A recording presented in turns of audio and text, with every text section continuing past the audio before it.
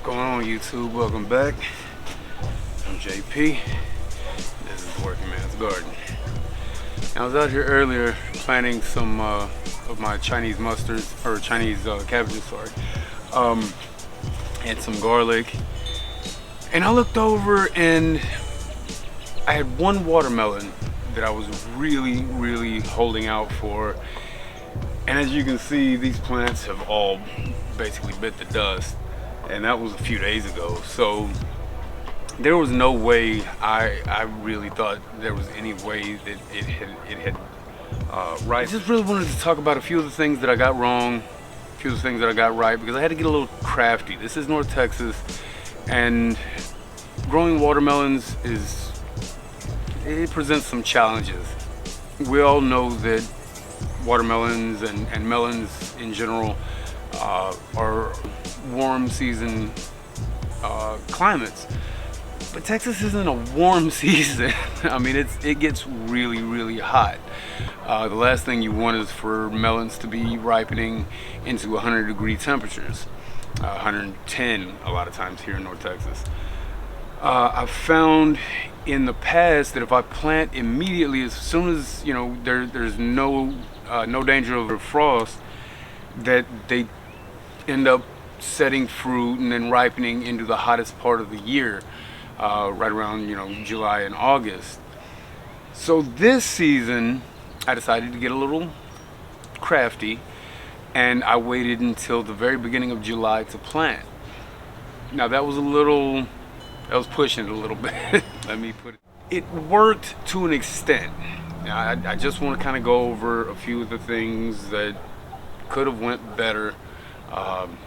Some of the things that I am in control of, and then some climate issues that I clearly don't have any control over, but those variables that are always going to kind of mess with us as gardeners.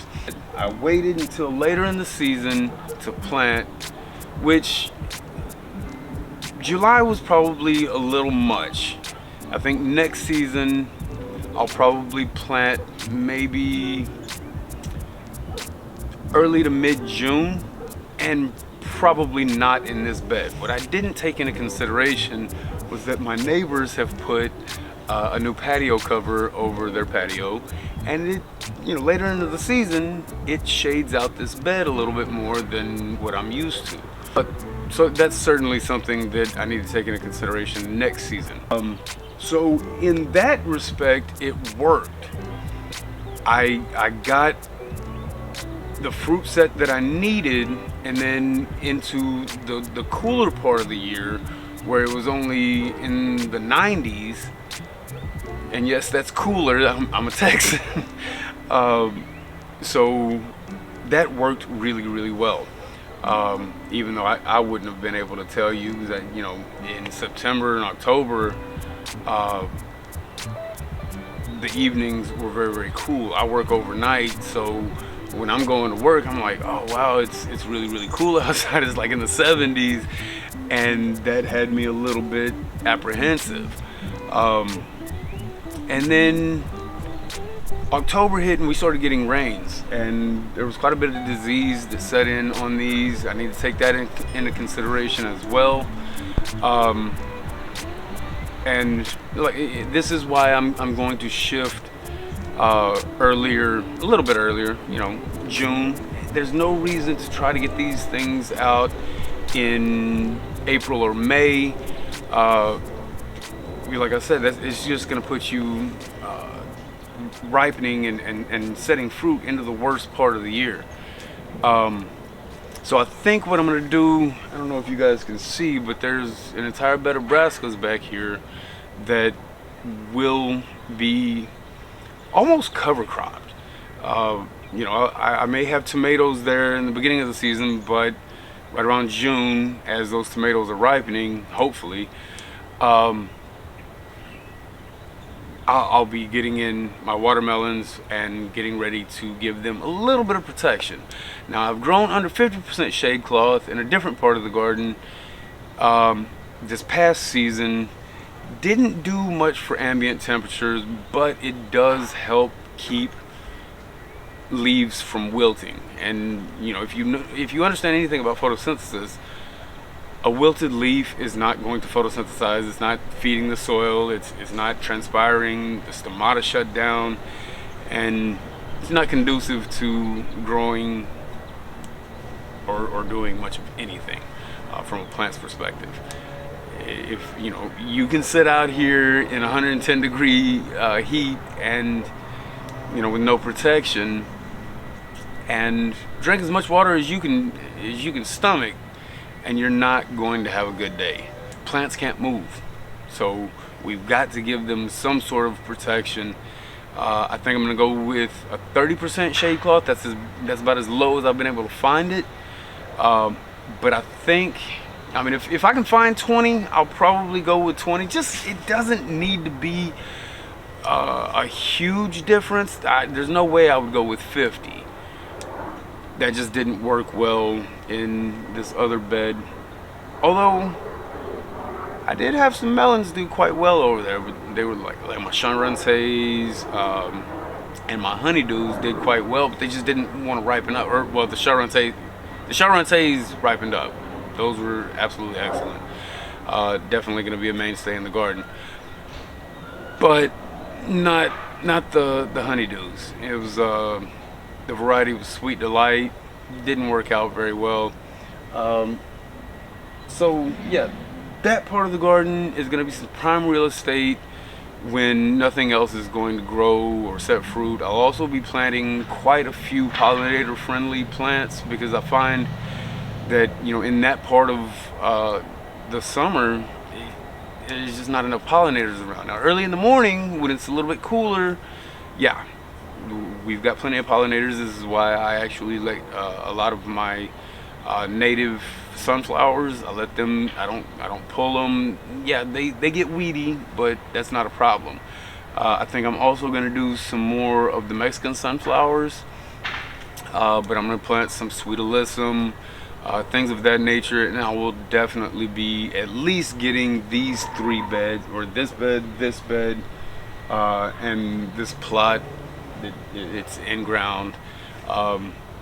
Those will definitely be on drip, or at least by summer. So yeah, these are things that I think, you know, if you toy around with your climate and your microclimate, the only reason these didn't get bit back about 2 weeks sooner is because they're here between my house and my neighbor's house, and well, it kind of cuts off that prevailing northern wind in the fall, and temperatures have been relatively mild, which is really played in my favor. Really grateful for that, because I actually got that one watermelon.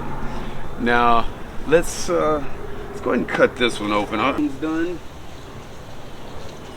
I'm going to go ahead and cut above it. All right, so that tendril has just barely started to brown. So I'm not hopeful, but you know, it might be decent. Might be at least, I'm sure there's some yellow.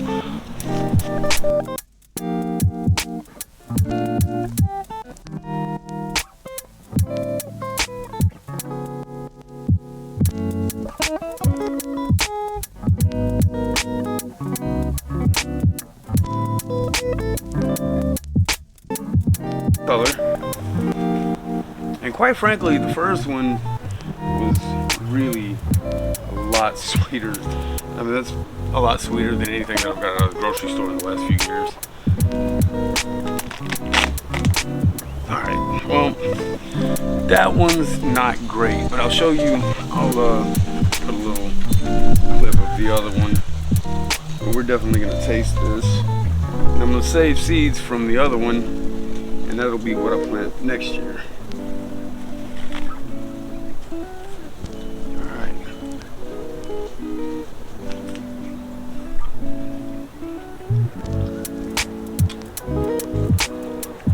It's not bad. Not great, but there's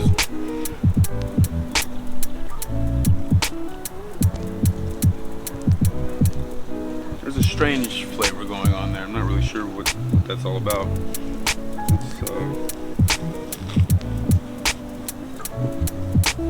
It's definitely acceptable. I mean, probably better than anything you're gonna get out of the grocery store.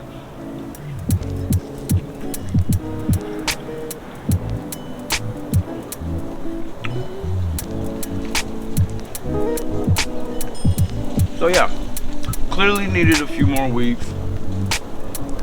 I'll make the adjustment to my planning time and get them to where they get a little bit more sun. My only thing is that that bed gets probably 4 to 5 more hours of sun in the heat of the day, which is not ideal. That'll be good soil food though.